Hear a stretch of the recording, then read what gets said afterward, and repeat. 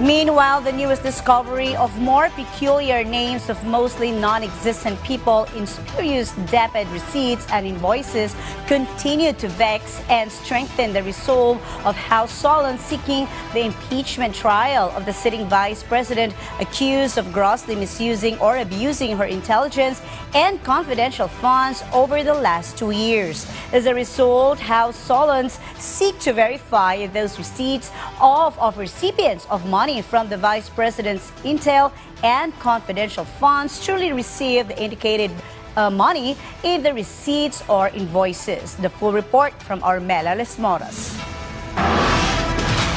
From bogus-sounding names for snacks, cell phones, and grocery items, the list of alleged suspicious and fictional-sounding individuals linked to Vice President Sara Duterte's confidential fund spending keeps on growing and now includes names resembling celebrities and high-profile personalities. According to House Deputy Majority Leader Paulo Ortega, this include Hanilet Camille C., Fiona Biong, Fiona Villegas, Fiona Ranites, Ellen Magellan, Erwin Ewan, Gary Tanada, and Joel Linangan. Ang daming Fiona, actually, na names. Yung sa trend po natin talagang lahat po sila walang record sa PSA, ng birth, death, saka marriage. But, apart from the alleged dubious names, the House of Representatives is now also planning to investigate confidential fund recipients who have actual PSA records. Ortega highlighted it is also important to determine whether they actually receive public funds or not and if these funds truly went to government projects. Mga more or less, mga 600 plus to sa OVP, then 200 plus po sa DepEd.